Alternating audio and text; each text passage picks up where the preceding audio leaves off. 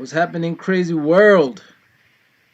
What's happening? What's happening? What's happening? Welcome to another episode, another installment of Outer Space, episode 7, lucky number 7.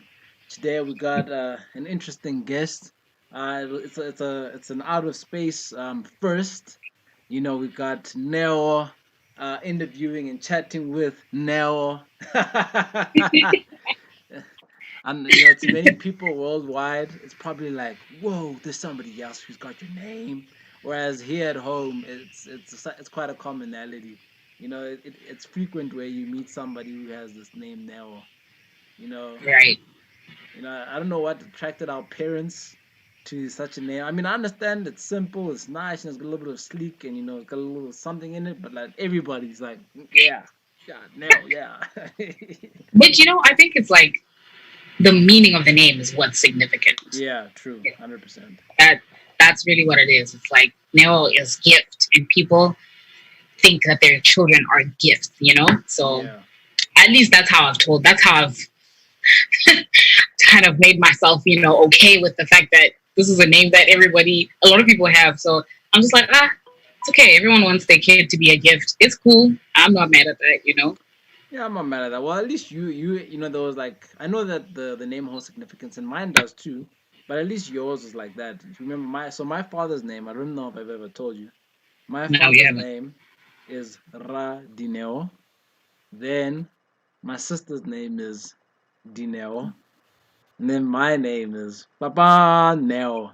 So I don't know if it was an attempt to be cheesy, if it was a corniness, it was poetic.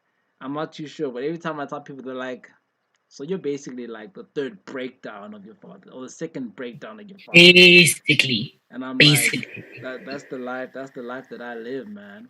But That's really the life that you live. It's kind of like similar to like how Americans name their kids. They always have the second or the third or the oh, fourth, word, yeah. right? So like when I now that I hear the story, I'm like, it sounds like that's what they were going for Well, maybe that's why I was destined for the states. It was just something that was embedded in me from before I was even born. in your heart. This In inside here. in my heart. So now, welcome and thank you for joining us this week. Please tell the peoples you're in Boston, Massachusetts, United States of Yes, America. Is that correct? that is correct. Wait, That right is now correct. we should be what are we? It's July, so it should still be summer, right?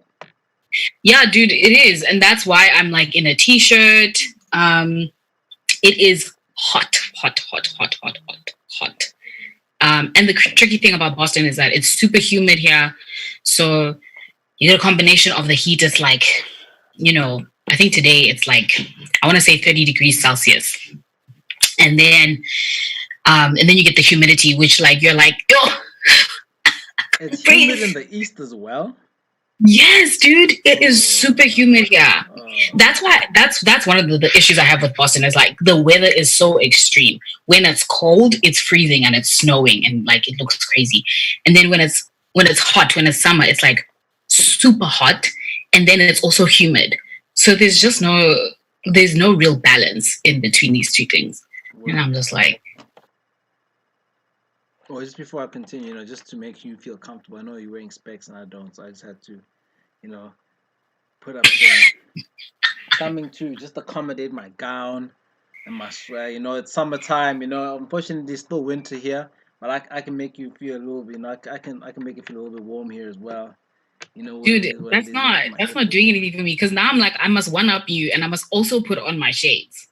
Like that's how I feel. This is an invitation for me to put on my shades and not my actual glasses. But you already have your specs, man. You got something covering your That's my eyes. point. Marawena, you have sunglasses. You know what I'm saying?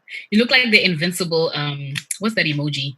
The one with the glasses and like the sunglasses. Oh, That's what you. word, yeah. Hey, man, but look, actually, this is the first time I've worn sunglasses since when was I on the road and it was sunny? It's been a while, man. COVID. It's real. I can't even remember. I just remember taking sunglasses out of my car so I can bring them in to clean them. I was like, well, since I'm not going anywhere and it's winter time, might as well bring these things in and like service them myself. Might as well, because where are we going in this economy? Where are we going? What is happening with No. COVID in Boston? What's the impact on your side? Listen. So initially, Boston was actually one of the um, states, or one of the Massachusetts was one of the states that was hit really, really bad with COVID. At one point, we were top 4 in the country of Whoa. confirmed cases. Yeah, like it was horrific. We were like it was New York. At some point, it was California. Like we were just so close. We were always either top 3 or top 4. Um, and so, that for me was like, whoa, super, super scary. And immediately we were like, okay, as a household, we're staying indoors. Like we're not gonna take any risks, because this thing is actually serious and it's real. And how rapid it landed up, getting to this place, and how quickly the numbers actually started to rise. So in Boston, it was looking really bad for a while. But after some time, it actually started to get so much better. Like the numbers started to go down really like significantly. And Boston has been one of those states or Massachusetts has been one of those states that have been taking their time reopening. And obviously we're opening in phases, but like we take time. And I think in between phases, there's like a 2 or 3 week period before they get to the next phase. Yeah. And so like they've been really, really taking it slow in like reopening. And I don't know if you've been able to see, but there's a lot of other places that reopened much earlier than we did, and are now having to close again because the cases had like skyrocketed. California was one of them, Florida as well. Florida man. Florida man, and Texas as well. Like it was looking really, really bad, and they really had to start rolling it back because they were too eager in reopening the states. Whereas in Massachusetts now, we are obviously opening up. We've opened up a little bit, but what's great is that the cases will obviously rise, because if you're going to open anything up, you're going to have more confirmed cases, but they're not as high as they used to be. That's New Zealand, which is a relief. Yeah. That's wild. Well, I mean, it makes sense in terms of the places you told me, because Florida, California, New York, Texas, even. There's a lot of, not that there aren't a lot of internationals elsewhere, but you have a lot of people who actually commute or transit through those specific places. That's so you're true. more likely to catch flames going through there, even if the people who aren't actually staying there. Yeah. That's very true. And people want to go to the beach, like people want to saw be that. out. Wow. I'm like, guys, let's get serious. I understand that we've been deprived of like our summer and whatnot, but if we just let's balance my life or the beach for one day. You know what I mean? I think that like we're not really prioritizing as we should. So they are unfortunately paying for that, and I hope that they will be able to really at least like let it be stable and start going down, because it's not cute. Right now, as it stands, America has the highest number of confirmed cases in the world. And I'm just like, I wonder why. I wonder why. This is China's disease. America's gonna survive this. This is a very, very, very small, very, very small disease. It's a Chinese disease. Yeah. Yo, do not even get me started on that Cheeto of a president that people be talking about. But anyway, that accent was actually really good. I'm not even gonna lie. That was. Thank you. You hear a lot of him, so it's very easy to get like to get the voice in your head. You can't help it.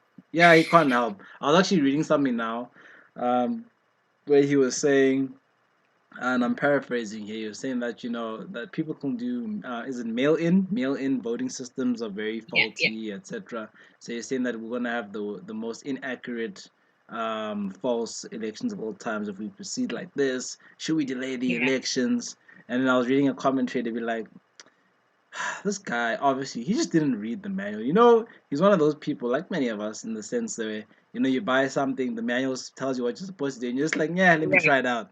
Right. Like, manual, read. What for? I got this. It's gonna be okay. It's gonna be okay. Oh my goodness. what you call it. So there's a lot. First and foremost, so something I try to do as much as I can on the show, Hmm. is right at the beginning is really talk about the first time like we kind of met. Can you recall the first time we met? Oh, one of the first times we met. I think that that's a more accurate question. Is one of the first times we met, and I honestly thought that you were going to ask me this. Like I was like, I don't know what he's going to ask me, but that's a question I definitely thought about. Yo, dude, I have no idea. I know that we knew each other in high school Mm-hmm. for sure, Oh but yeah, right. but I just don't know like at what point, or rather, let's say I don't know when we met, and also I don't know when we actually became friends. I think that happened when we actually went to UP. Yeah. That we actually became friends, but before that, I have no idea. It might have been one of those. What were those parties? Those U parties. It might have been a U party. The socials. The socials that we had. Come on. Because I never went to any of like the other socials that happened at other schools, like Crawford or St. Albans, any of that. I never went. But best believe I was at some of the ones that, happened at DSG. And Other you didn't than go to the that, St. Albans ones. I don't remember. I may have gone to one, but like honestly, for the most part, I really don't remember. But I think like we had mutual friends, and then they kind of introduced us. I just don't know how it happened. Can you remember? Like I don't know. Not really, because I do know the person I can credit for our meeting would probably be Sichaba, because it was through Sichaba where my social network grew to like DSG, St. Albans Right. ish. You know, he was the extender of my network to you guys. Because he's also, The middleman. yeah, because he's also cousins with who's he Kolo. cousins with? With Kulu, yeah. I was about to say I actually thought he was cousins with Tepi. He kind of seemed like he was cousins with all of them, but I know that's It's not the just one case. big happy family. Yeah. Yeah, so it was through this. I think it was like grade 6, 7, 8, somewhere there, where I met the DSG. It was DSG first though. DSG crew through him, through his cousins. Yeah. So I know I can credit him for that, but I can't actually remember the first time we met. But it was really in. You're right. It wasn't the first year at UP where it really like cemented. The friendship was cemented, and it started to become like wine. The grape Yeah. turning into wine. What a Come on, wine. what a time! I don't want to go too deep into those times, because we don't need to be unlocking and unpackaging And memories. unpacking, it's been, yeah, we can leave it where it is in the past. Yeah, but let's talk about your transition from SA to the States. What inspired that, and why the move? Why leave the motherland? Yo, why leave the motherland? So yeah, okay. So I was at UP, right? And I did 2 years at UP, my first year and my second year. And I was actually studying music there as well. I was studying classical music. Um, and the way that my life was going, I just thought to myself, I feel like the opportunities that I have here at UP are really not the type of opportunities that I'm looking for. Mm. On top of that, I felt like the environment and the community that I was in was not conducive for a woman of color, or rather a Black woman in that society to thrive. It was a lot of it was it was an environment that was filled with white counterparts, and I just felt like it was really difficult to be seen in that environment. I also felt like I was thinking of the long term, like once I get this degree and once I'm done with this Bachelor of Music degree, if I do my time for 4 years, what is it that I'm actually going to do with this, especially in the classical field? There were like one or two things that I was either going to do. I was either going to land up going to a high school and conducting a school choir, or I was going to land up going to teach maybe at a music school, or I was going to land up being like a classical performer, right? Yeah. Nothing wrong with those things. Absolutely nothing wrong with those things. But for me, I really thought that there was more that I could achieve. There was more that I could go for. And so that's when I applied for Berkeley. I remember applying, and I remember it was in my second year, and I had to go to Cape Town to do the audition, right? Oh, word. And yeah, like, so they weren't auditioning in Pretoria, like they were auditioning in Cape Town. And it was really dope because the auditions take place the same time as the Cape Town Jazz Festival. Nice. They actually bring in some professors from Berkeley. They come and play, and they come and see the concert, and then they do their auditions. I'm like, that's dope.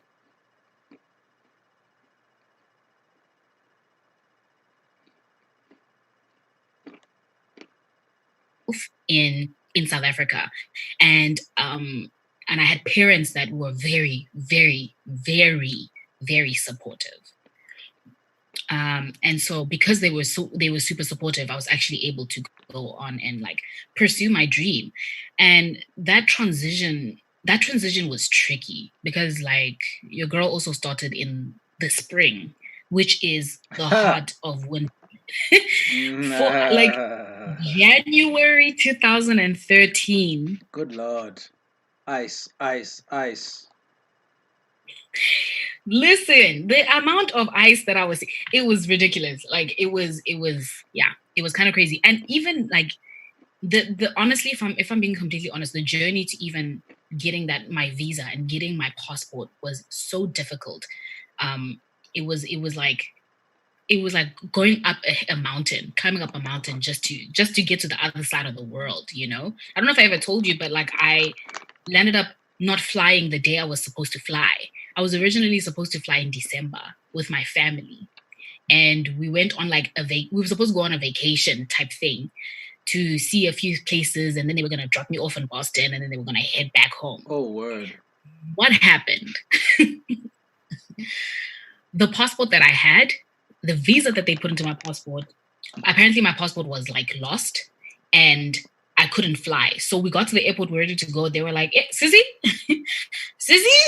Yeah, you're not flying. I was like, what do you mean? They were like, no. Your passport was declared lost. So it's technically your passport doesn't exist. So I was like, why would they let me get a visa in a passport that doesn't exist? Fam, make it make sense. And so it landed up being that I couldn't fly. And so we had to get an emergency passport. We had to get an emergency visa. And now we can't leave anymore, but we've booked all of these hotels, all of these things that we've booked to go on this vacation that we were going to go on. And so what ended up happening is that my little sister and my mom ended up leaving my dad and I behind. And my dad and I had to figure out everything by ourselves. They left, had the vacation. And the day that they came back was the day that I flew out. Literally, we met at the airport. We met together at the airport. They came. How was America? Oh, that's nice. It was nice, you know. They went everywhere. We were in Washington. We went to New York. We went to Florida. They went to Disney. Life was just so nice. Must have been so nice. So it was a difficult transition to actually make it to Berkeley, but like, yeah, it happened, and it is what it is. You know, it ended up being successful eventually. Yeah, you know, I think you and I, when we speak about leaving South Africa for a foreign country, we have the capability of taking it a little bit lightly because there are many who can't do it as easy as we did. I mean, not saying that it was easy, but I mean in terms of the opportunity and availability to make it there. You know, from being able to go to Cape Town, etc., and getting a ticket to go. But I think, you know, why I wanted to come to talk to that specific transition point as well in particular is because I also feel like there's this inherent fear of wanting to leave. You know, because it's not life is good here, and a lot of the times I would say the majority, maybe not say the majority, but many South Africans don't understand how good life is here because you know we only see what's put in our faces, what we digest in the news, and Instagram, etc. So we don't really get to understand how great we have it here. But at the Mm. same time, the fact that a lot of people don't understand that concept and still don't want to leave. For me in particular, it actually took me leaving South Africa for some time to realize, wow, how nice things are there. So I mean, so what I want to ask you is, more in particular, what other than, so I know you have your opportunity, you had the opportunity, you're saying that your opportunities would have been better in terms of your lane and what you're trying to do. But Mm. was there a specific thing that really like pushed you over the edge to be like, I've got to go? This is something that I'm willing to do. Was it the support of your parents? Was it that you believe that that there was just no other way? What really got you to the last point? You're like, okay, I'm crossing the line. Um, that's a good question. I think I think for me, you've already touched on some of those things. So I had really supportive parents, right? Yeah. And then it was kind of like, for me, I looked at it like, dude, this is the number one contemporary school, music school in the world, right? Like, this is how Berkeley is ranked in the world. Um, and I really wanted to do something that was like greater than anything I had ever done before. Yeah. Um, and truth be told, I would not have been able to do that without the support of my parents.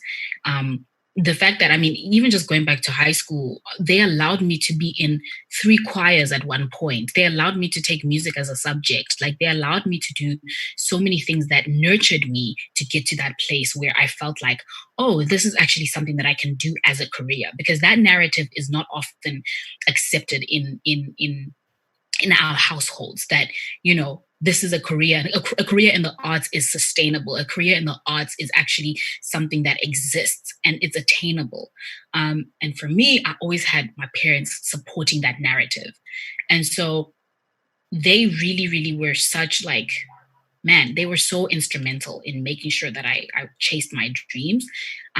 But also, again, it goes back to the environment that I was in did not feel like was an environment for me to succeed in.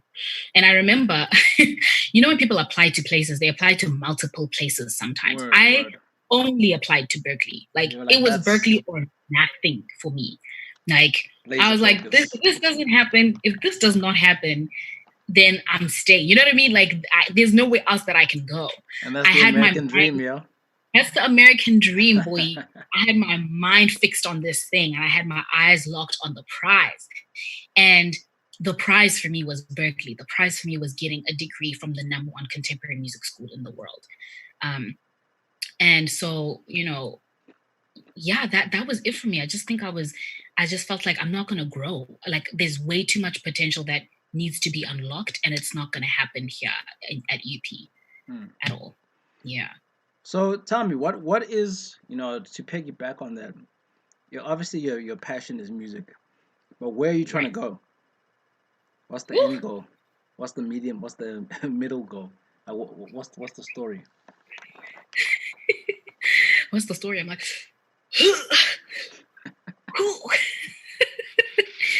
um, I think the story is ever changing. I think initially when I got to Berkeley, I remember thinking, yo, I actually want to become an artist. Like, I want people to know me as Neo, who is this artist who sings whatever she sings, whatever genres she sings, etc. As time went on, I really was able to discover the different avenues that music actually has. I think in my mind, I was really fixated on this one thing, but I realized getting to Berkeley that they offer so much. I mean, they offered music education, music business, music therapy, jazz composition, songwriting, performance. There was an array of things that I could choose from. And so I was like, okay, great. I don't have to think on this level. I can think on this level. And so I started really like researching like spaces where I felt like I could still do that initial thing, but also do something else. And then that's why I ended up doing music business. And initially Smart. my goal was to build build a school. Like, that was my dream, was to build a school. And And I was like, okay, great. So I'm going to do music business so that we can figure out the business side of things, blah, blah, blah, all of that, right? I had this plan. But then life happens. But then you meet people who bring this other side, and they expose this other side of you, and they're like, maybe you should try this. And like, it kind of like expanded me a little bit. And so then I was like, well, what if I go into like management, right? What if I go into like artist management? What if I don't do the whole singing thing and I just actually have a roster of musicians or artists that I manage and I help them to be successful? And so over the years, my goal has been back and forth, has been between those two things, has really been between trying to still perform and like still keep that essence of who I am, of being a performer. But then the other side of it was being able to bring this business side of things that I learned, and being able to help people achieve their goals and become the best selves that they can become, right? Word. So along the way with all of that, I had great opportunities. I landed up interning with like a boutique management company. That was great. I landed up being able to work at Berkeley for a little bit as well. So I was getting a little bit of that experience. But then I found myself like in 2019, in 2020, I found myself, the beginning of 2020, really leaning towards arts administration. And that's kind of where I've been right now. Is I am an arts administrator. And what does that mean? That means I'm able to facilitate workshops, but I'm also able to help people recognize what they need in order to be successful, and then help them, provide them with those resources, or point them in the right direction for those resources. And so that's the nonprofit that I'm working for right now. Now, your question really was, what is my goal? Yeah. And my real answer to that is that I don't think there's one place that I'm going. I think that this industry is so multifaceted, and that I think that in some ways I'm multi-talented in kind of multiple areas within the industry.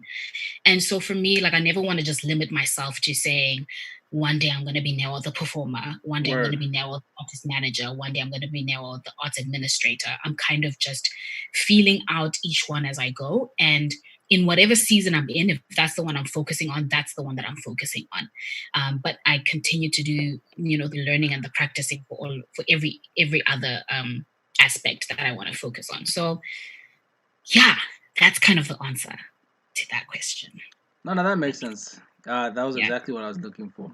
That's quite interesting. So essentially now, what you're doing currently is essentially assisting people to get where they need to go in the arts, specifically music, or just the arts in general.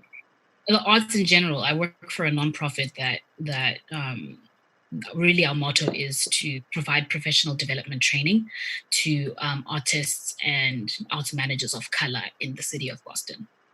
Okay, interesting. So I'm a dreamer, man. I'm a romantic. I'm a dreamer. So I believe in fate, and we know. Yeah. This we've known for a long time. Hey, man, that's still me. So the question I have for you is: have you had like your aha moment? And by aha moment, I'm not saying that. I'm not talking about the moment when you realize you could do different things, because it is. But I'm talking about that special moment where like you feel the universe is now come into your specific lane, and it's like hit you with a big, this is my moment. Have you had those moments yet? And what were they? What were you doing? Or where did it put you?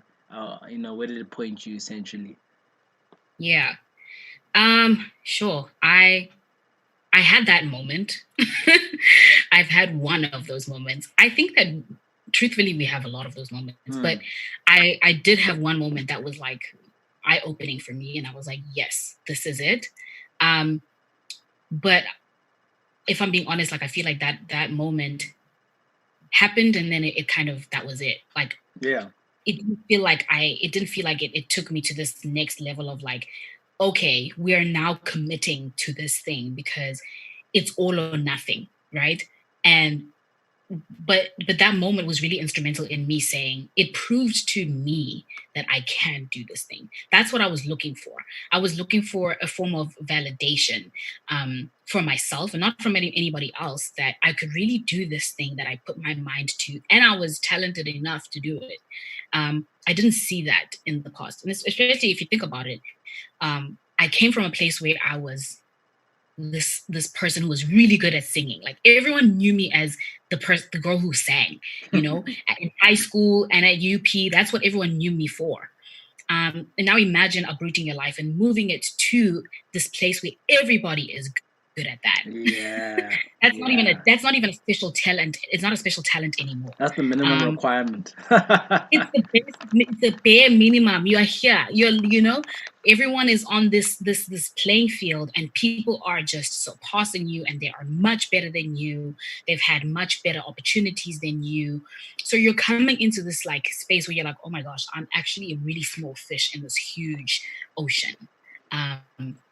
And that really humbles you. It really, really, really humbles you. So I needed to validate myself in some ways and be like, no, listen, you can do this thing. I know that there's a bunch of other people that are doing it, but like, you need to prove to yourself that it's possible. And that happened in 2016, when one of my really good friends, his name is Tim Reynolds.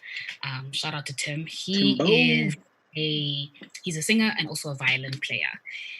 And I remember him and I were really good friends, like really, really good friends. And I remember him saying to me, hey man, I'm planning on releasing my EP. And I was like, oh, dope. He was like, but I need help. I need help with like a bunch of things. And I also want to have a release party. So I was like, oh, dude, let's go. And he came to me and he was like, okay, I need your help. And I was like, okay, what can I do? He's like, honestly, I don't even know what I need. So I was like, okay, what makes you think I know what you need? And we sat down and we really came up with a list of things that needed to happen. We came up with a vision. We came up with what we're trying to achieve. And those things, I started realizing that these are the types of questions that I really want to ask so that I can get people to a place where they recognize what they want to do. And we literally put on this show, and everything that we had dreamed of, everything that we had worked towards the weeks leading to that came to life. And I was like, it felt like that was my first time that I was in a position where I was managing someone and I was helping him put this thing together. And I was like, whoa, I did that. That was me. That was me. And not even in a way that's like, I know what I'm doing, but in a way that was like, if you put your mind to something and you actually do it, you can achieve anything. And he was someone that I realized I was passionate about. I was passionate about his music. And because I was so passionate about his music and I was so invested in our friendship, it made doing that work so much easier and it made it worthwhile. And so that was kind of a moment for me that was like, yeah, dude, you can do this thing. You are organized. You have vision. You think about ideas and you can execute them. That's like kind of the moment where I saw that that's something I could be doing. Yeah. That's lovely, man. That's actually, sorry, I was daydreaming in the sense of I was picturing in my head this release party, that you guys put together, and it made me feel a little bit envious. I was just like, man, I wish I was there. Because I'm pretty sure it was special. Huh? What do you mean you wish you were there? You like to see the show? Yeah, like I was in the crowd. Oh, yeah. So, I still have this fascination and this. Let me say, I still have this love for America because I think the difference for me, one of the many differences between America and South Africa, and I mean the only reason why these differences maybe exist is maybe just due to the size, the population, and being a first world country, infrastructure, etc., etc. Nothing personally to do with South Africans as a people, but man, every time I speak about America, I remember the infinite possibilities, that kind of just exist in every space, everywhere, at any time, and to actualize and execute those things, like. It just seemed possible, even if it wasn't possible, it just seemed possible. I remember, Right. and what I can liken that to, maybe to bring it home, so people don't think I'm pro America. Um, I remember the first time with my current company, because I started off at headquarters and I moved to Pretoria, Mm-hmm. and for me the biggest difference between the two is it's the environment that's created. Like I remember when I was in Joburg at headquarters, when you walked through the turnstiles, even if you were just in one department or one other place, when you walk through the turnstiles, especially the way the building is designed, you just Yeah. looked up and it was like the sky was not even the limit. Endless possibility. Anything can be Yeah. done. All you have to do is dream. All you have to do is push. And Mm. that's actually why, when it comes to the South African industry from a music perspective, I've said in a few interviews as well, I've said you can't be, and it's just due to this current circumstance. If you're Mm. truly talented and you truly love your music, I just believe you just can't be for South Africa only. It needs to Mm. be part of the journey. It's got to be like, yeah, I'm from Shoshangube. I'm a Praetorian artist, but Mm. my music isn't for Pretoria alone. I Yeah. am worldly music. You need to aim to push to go to the States. Like now, you're actually seeing a lot of South African artists getting signed to, not a lot, but a few South African artists are getting signed to like Def Jam, Africa, the Yeah. footprint there, Columbia, Universal, etc., etc., etc. Because you kind of Yeah. just you can't. I feel like it's so difficult to be like a Kendrick Lamar or a J Cole in South Africa. And I'm not talking Mm. about style necessarily. I mean where you can just put out what you truly love Yeah. and live a really nice lifestyle in terms of traveling, doing different things. I mean, you can, but I mean comfortably, where you create generational wealth, not just Mm. living a life to be an artist, but you can actually Yeah. create something, a legacy of sorts as well. Yeah. And unfortunately, the technological advancements with Spotify and a whole a list of other things as well allow people to kind of touch an international market. But Yeah. I always say to artists, man, like as much as you can be hot here, you can be hot in Europe, you can be hot in Asia, anywhere else. That American, that sweet taste of American barbecue, it's yeah, it's completely different. I mean, looking at, and maybe just to before I continue with my daydream.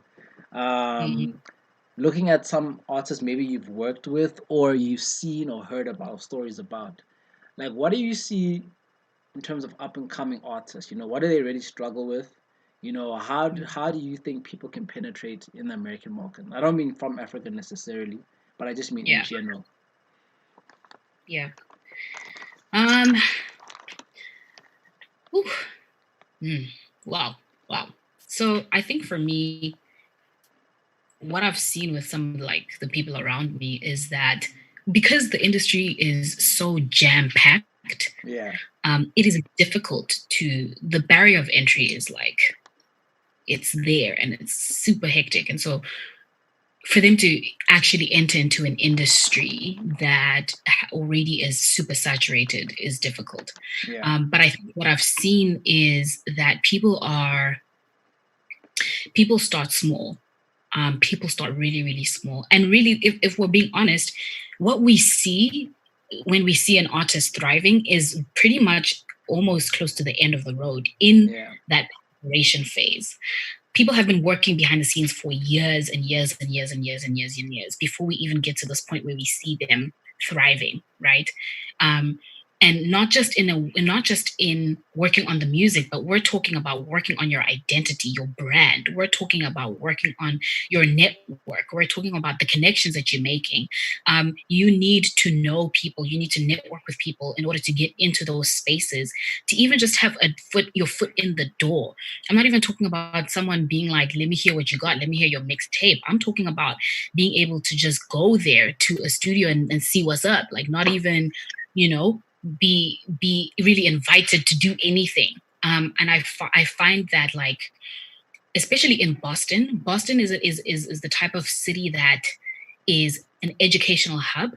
Hmm. We've got all kinds of, we've got Harvard, we've got MIT, we've got all kinds of world-renowned universities in this place, and it's a beautiful thing. But what we have found is that people come here to get their education and then they leave. Yeah, they don't actually. When they don't stay here. This doesn't become a home. And so what happens is that there is this glass ceiling that people kind of hit. It's like I get my undergrad, I can get my master's, I can get my PhD, and then I need to go somewhere else in order to actually make something of myself. Case in point, a lot of people that graduate from Berkeley land up moving to places like LA, land up moving to places like New York, Atlanta, Nashville, kind of like the hubs of music in this country. And that's because those places really have a type of environment that allows people to grow above and beyond that educational portion, right? And so I just think that one of the things that really people struggle with is getting to that place where they are seen, especially in this day and age, especially in COVID. Everything is now online. Now everybody is infiltrating that platform, and so it's really difficult to get yourself out there to make sure that everyone is seeing you and is hearing you, and making sure that you have people to support you. Because it's one thing to have friends that support you, right? Those are people that will support you no matter what you do. But now, then you need to invite friends of friends. Then those friends need to invite their friends, and they're not as invested in their music as your friends are. And so now you're thinking about how can you sell this thing to people that are actually interested outside of my sphere, my immediate sphere of people. And so it's really, really about being, I think for me, the way I think about it is really being true to yourself and what you are trying to bring to the table, but also making sure that you're doing a damn good job at it. The shit that the stuff that you put out needs to be, I think that it needs to be exceptional. Like if you're really trying to infiltrate that industry, it needs to be exceptional. And I'm not saying that you shouldn't start off, down here. We all start somewhere, and we're not all gonna start off with tracks, with bops. Like we'll have a mixtape or two where we're like playing around and trying to get our lives together. But like at the end of the day, the stuff that you're competing with is up here, and you need to bring that level of talent if you're going to compete with the big dogs. So yeah, I don't know if I've answered your question, but I think infiltrating and barrier of entry is a really big deal. No, you're 100% correct. I think, and someone might, people in the industry might slam me for it, or rather, artists might slam me for it, and it's just a personal opinion. I feel like a lot of the times with South African artists now I'm tearing more towards the hip hop side, because I think you find a lot more authenticity and genuinity in in other genres. I always say we shouldn't try and be American, but we should look at it as a standard. You look at what they kind of do, and I think what we forget a lot of the times, especially in the hip hop industry, is that the hip hop in America has gone through a maturing phase. Has gone through years and years of transition. So you can't just want to maybe just be the trap guy, or just jump in to try auto tune it and just do this and do that. There needs to be a maturity or a growth in the industry itself. There needs to be there needs to be a sound that's developed. That's why I like guys like, I don't necessarily listen to Questa as an example, but I recognize that this is a unique sound, this is something different, and I can appreciate him and his movement, and other artists who do their own lane type of things. But I find that a lot of South African artists try to be what they're not, instead of just try to be American instead of looking at it as a standard. So I mean, I've seen a lot of people in industry say that when you put something out, that shit better be like mixed, mastered well. The content better make sense. We need to hear you. We need to hear the instrumentation. It needs to be, if you're gonna go play this for Dr. Dre tomorrow, it needs to be at that level, just as an example. So I don't know if people really have that in their mindset, more than they're trying to do something for the sake of lifestyle, or try to be cool, whatever it may be. And I think that's where it's kind of lacking. I think in other genres in South Africa, um, I think maybe the issue maybe is that it kind of maybe stays in within the border a bit too much. But I was actually Mm, saying to someone the other day, for example, like I think vocalists, singers, have such a huge opportunity in South Africa because I just feel like you're allowed to, there's a bit more space to be malleable and to be a bit more interesting. experimental in terms of what you can do sonically. And Mm, there's space for R&B. There's space for people who can sing in different types of sounds, etc. So mm, I've always implored a lot of vocalists to really be themselves and be unique because there's a space for a lot of that, and that's what really yeah. that's what translates with people. Even with the hip Mm, hop, I always say that the best, if you look, some of the best artists, they tell their stories, which is super true to them. Not because I'm not, and someone will say, yeah, but I rap, I talk my truth. I'm like, yeah, I'm not saying necessarily, but you need to take the lens of, yo, I'm trying to go to the club, yo, I'm trying to get women, yo, I'm trying to do this. I want to try to get to a lifestyle. It's not about the lifestyle. You have to be in yeah. love. You have to be in love and be passionate about the music, and make sure that you perfect your craft in a way that what Yes. you Yeah. do, regardless of how it sounds, it can connect with people. And Yeah. I told a story not too long ago. I think maybe it was in last week's episode or another episode where I said, I remember I used to, before I went to the States, I didn't like trap. I didn't Mm, until I got to the States and I met people from the South or people who were trap, and they explained to me that don't judge the music because I know you're hearing this and this, but this is why yeah. you're hearing this and this. This is their Right. story. This is what happens Yeah. here. I went to the Yeah. hood. I partied in the hood. I was just like, I get it. All right, cool. And I that's see. why it can hit at different levels for specific people. Yeah. Yeah. And maybe just an interesting question I was thinking about whilst you were speaking as well. Speaking about being true to yourself and being genuine. Um, what have your peers or your what have Americans around you like said about Maya and her music? Have you had any form of reactions? Have people been like, "Whoa, wow, you're from South Africa"? Oh, I saw this girl. She made a song called John Cena. Oh, blah, blah, blah." What's been the response around your close proximity around her style and her as an artist? Um, I think that what's actually interesting is that in my group, in my sphere of friends, we actually have a playlist that's kind of like South African music, Yeah. and we all kind of like we're all in that playlist and we share with everybody. And some of her songs are like on that playlist. I think really Maya when really took off when she did her Colors studio Yeah. video. That's the one where she did John Cena, right? Mm-hmm. And people are people are so amazed at her ability to, first of all, for them, what this is what they see, like her being able to rap and her being able to do it in different mediums as far as language is concerned. Mm. Um, and then also like the beat that she's rapping to. And I think she's really been able to master the combination of those things all together.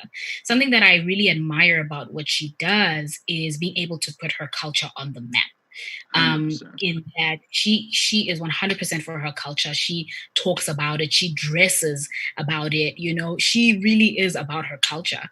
And I just love that, and I think people just enjoy what she brings to the table because she just exudes so much joy when she does what she's doing. And my friends have kind of just, and all of them like, yo, I went to school with that girl. We were in high school together. What? Once upon a time, we were in our little brown DSG blazers, looking crazy, and Maya and I would have moments where we would like riff off. Like, I remember one time we were singing something by Erica Badu, and like we would do silly things like that, like just silly things. And then to see her take off and like be this person that she is today is like super, super amazing. But people have been really supportive. And I think that she really is putting South African culture and music on the map. And people appreciate that. People really appreciate that, especially like with the economy that we are in as far as uh social things that are happening in the world. Um, like Black Americans, a lot of them are really reaching into figuring out who they are, where they Mm-hmm. come from, their history, their heritage, their culture, and they're coming back to us. They're coming back to the continent to learn more about themselves. And so in that, they are then taking the cultures, the customs, the music, and they're learning more about that. So it's putting us on the map in that regard. And I think that's a beautiful thing. So people love it. People really do.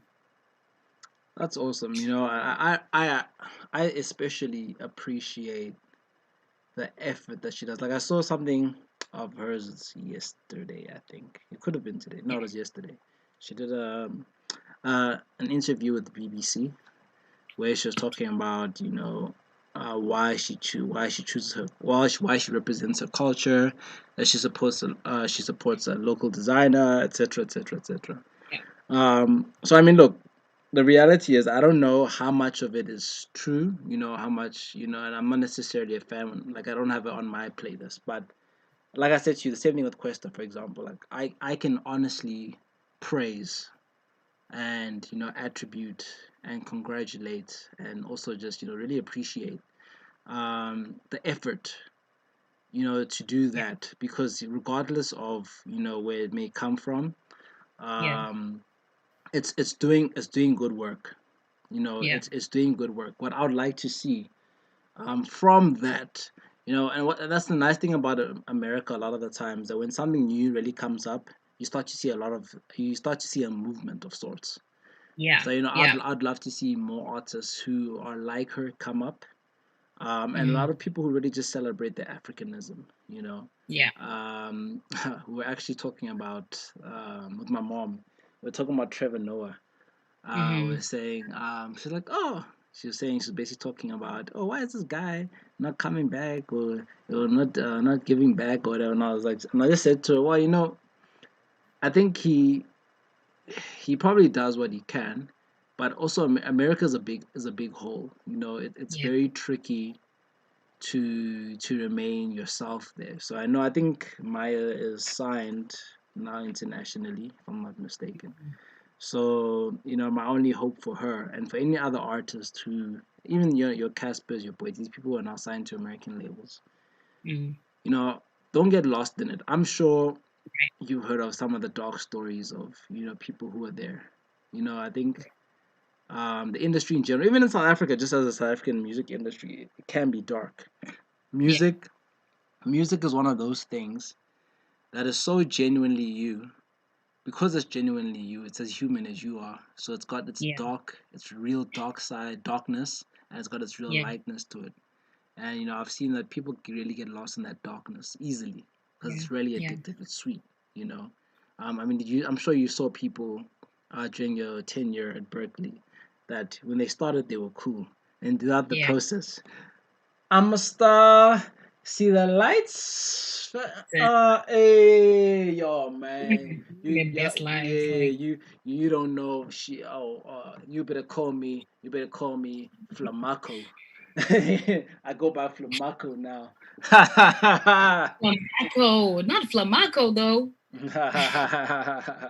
Oh, that's um, hilarious. that's word. I'd love to have. I think, and just maybe to bring it back a bit, and not to drag it out too much. You said something that I wanted to actually expand upon, Mm, from music being seen as a sustainable career. mm, I would have loved, even if I didn't attend, I think to actually have gone to Berkeley for like a summer or whatever it is, because I think what we don't see here that you'll probably see in the States is, like you said, brilliance is the minimum requirement. You step yeah, into the ring, you're fighting Mike Tyson, Muhammad Ali. So you need to be at that level. Otherwise, you're knocked out in the first 2 seconds of the round. right. And for me as a person, as an individual, I find that such a strong motivating factor. I want Mm, to be in mm, the I love to be in the room and in the studio or in the ring with the yeah, best, the yeah, absolute best to push you and test you, because I just feel like those type of situations also brew and instill more brilliance. If brilliance is right. just in the minimum requirement, you've got to be extraordinary out of this world, Yeah. and I don't really see that here. To be Mhm, honest. mm, So I would hope that because my long term vision, from the music side as well, is to kind of be in the background and mhm, trying to cultivate and grow careers, in the music industry. Yeah. because people just want to rap or people just want to sing, but there's a lot more to it. Like you said, you were in there Yeah. thinking, "Hey, I'm gonna be now the artist." Then it Yeah. changed because you understood like the business itself is just a completely different world on its Right. own. So that's really what I'm looking at, and I'm hoping that South Africa can get that infrastructure into place. But it's going to take a while, though. It's going to take a minute. And also, what you call it? I mean, something that I believe I suck at. For you, how do you feel about social media? Like as an artist, you being an artist, but also just in general, in music industry wise, what's your take on social media in general? I think that social media, honestly, I think is a great platform. I think that it is a great way to get people engaged. I think it's a great way to get people to know a little bit more about you. I think that social media really helps people to um, feel connected, to people in some ways. There's a downside. I think there's a plus. There are pros and cons to everything.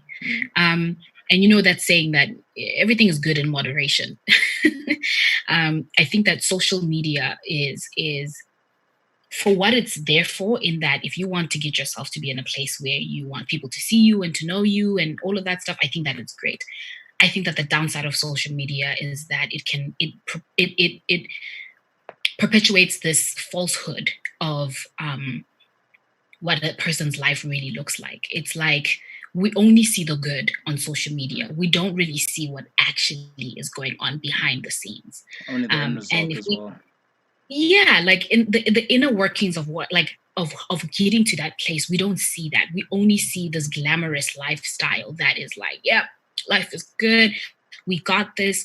It creates again this falsehood, and sometimes it creates an unnecessary pressure that people feel like they need to attain, that they need to get to that place, that level, when the truth of the matter is what it is that we're seeing is only but a small bit of the entire thing. It's the tip of the iceberg. You know what I'm saying? Underneath the water, there's this huge block of ice that we don't get to see.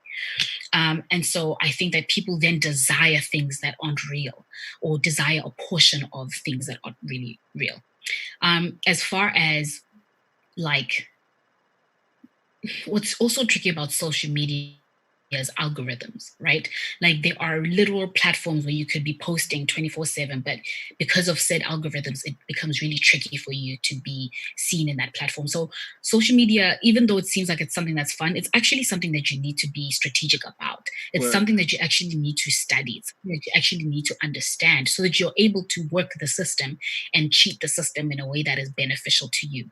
Um, and so I've found that, like, for me, because like I was talking about earlier on, the people that support me and that know me are my friends and my family. And these are people that actually are invested in my life. But if I'm trying to get to a place where I am elevating that, I'm going to have to work twice as hard to be active, to be seeking out people that are interested in my type of music. So how do we do that? How do we tap into areas on social media that will increase people coming to my page, paid partnerships, things like that. Like you really have to think of it like it's an actual tool and strategy for you to become successful and seen on that platform. So yeah, it's the best of both worlds type of situation with social media. That's intense. Actually, in anything you do, and you said it perfectly. Um, and my girlfriend and I were actually talking about this. We're talking about when you do something, especially when you start a business, you need to understand the science or get into the science, the nitty gritty. Get your hands dirty. Get into the sand. Get into the dirt. Um, you have to really understand. People just post things to post things, get followers just to get followers. I mean, getting Yeah, followers doesn't really do too much. It's really about how you actually, as you said, manipulate and understand the science of social media in particular. yeah. Um, but it's hard work, eh? Yeah, especially like for someone like me who, I know people always think I'm extroverted, but I have this side of me where I'm just like, man, I'm just easygoing. So to try, like, I have this. I was in a private jet once, and I took a photo and I did a social experiment. Till Hmm. today, that picture is the one picture out of everything that I've put my heart and soul into. It's the number one picture that's got the most insights, and when I was just like, wow, this Yeah. wild, absolutely wild. Yeah, it's the lifestyle. It's the things that people want to see, the glitz and the glam. That's what people are attracted to. It's like, wow, It's that so one thing, huh? That one thing outside of everything else that I'm doing, you just want to see me in a jet. Okay. You want to see me jet setting. That's what you want to see. nah me, I'm living Okay. good. All right, It's not even then. my jet, but I'm flying. But I'm in it. You know, I'm in it. I'm flying. Okay. I'm drinking my little shampoo, polopo. I'm chilling. Like, again. Whack. And maybe just, looking at time, maybe in closing, I think the last question I want to ask you is, what would you say to the South African who has a passion for music?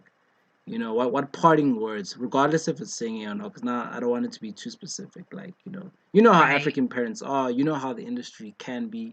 What Yeah. parting words would you have for the aspiring lover of music professionally? I think that, man, there's a lot that can be said. But I Yeah. think two couple of points that I just want to point out is that your dreams are valid. Um, that if this is your dream, then you should go for it. That there is, and everybody's journey is going to look different. Some people might have it easier, some people might have it harder. But if you know that deep down in your heart that this is something that you're interested in doing, then do it. We are fortunate that we are living in a time in our lives where so much can be done online. And so if you have access to even like a computer, a laptop, whatever the case might be, do the research, watch interviews about from people that you admire, learn how to play an instrument. You can do that online. Like that's the beauty of what COVID has kind of done for us, is that it's pushed us to be virtual, and we have to approach things differently. We're having online concerts now, something that we never really thought we would really be focusing on, but that's the way that that's the direction we're moving in. And so move with the times. If you're seeing that this is a thing, get into that and do the research. And man, like if you have the opportunity to pick somebody's brain, pick someone's brain. Pick someone's brain who's already been there, who's already done that, because they have experience. And you'll find that hopefully this is my dream, that people would be so kind and willing enough to be like, yo, dude, I can actually take you under my wing and mentor you, and pay it forward. Like for me, it's really about, like we were saying, growing people and like helping people recognize and be who they want to be. Like, let's help the upcoming generation. They might not have it all. And we at least have that one thing that we can say we have, and that's experience. And let's help them be who they want to be. It doesn't cost anything for us to do that, to pour into people's lives. So yeah, like just like immerse yourself in it. Like immerse yourself in it. Get educated if you can. Go online, watch, learn, read, study, and then just begin to do the work. Begin to do the work. Like start somewhere. You have to start somewhere. Yeah, that's what I would say. 100%. Touching words and strong and truthful words. Thanks so much, Omi. I think, ironically, so why I like this show is because it is really unscripted. And I Yeah. actually saw this conversation going in a different direction. But what it made me Wow. realize is that, you know, like as it was prior, when we were both in the States, whenever we get a moment, we can talk for hours, bruh. Yeah. We really can talk for hours about a lot of things, because that just shows that how much really happens in people's lives. We just today Yeah. we kind of really, in over an hour, we really like zoned in on one particular thing, kind of. But like there's so many different facets and other things we could dive into as well. Yeah. But it's because of something like that that I really appreciate you and your friendship as well. You know, Oh man. so much. I appreciate you. I really do. I really, really appreciate you. When you asked me to do this, I was like, yo, guys, what is this guy gonna ask me? What are we gonna talk about? Like what Nicholas stressed, Like because like because these things, even though I perform a lot, like I still have anxiety, be Yeah. going up and down stage or whatever. So even things like this give me anxiety because I'm like, yo, I want to make sure that I'm putting my best foot forward, But I realized when we were talking, I was like, dude, this is no pressure. There's Yeah. no pressure in this. And like, because of the relationship that we have, we can always just come back and talk, even though we haven't spoken in forever. Like, we can still come back and just talk about anything and everything. And these are the types of relationships that I aspire to have and aspire to build. And so I'm really grateful that you called me to do this. And like, I enjoyed myself. I enjoyed our chat. I enjoyed the laughs. I enjoyed the conversation. And I really hope that even like maybe out of this, that there are people that I could build other relationships with, and grow from there, grow our network. That's important to me. So Word. thank you. Thank you so much. Much love to you. Prepare. I'll say, prepare for the winter because you're gonna be there for a while. But enjoy the heat. Even though it's really difficult to enjoy the humidity. Um, but stay safe. America ain't playing no games with that. Yes. And especially being a black woman, as on top of that, on top of Corona, be Yes. careful, take care of yourself, and much love and light to you. Thank you, homie. I'll see you soon and I'll talk to you soon. It was great. Absolutely. Hey. All right. Be safe, homie.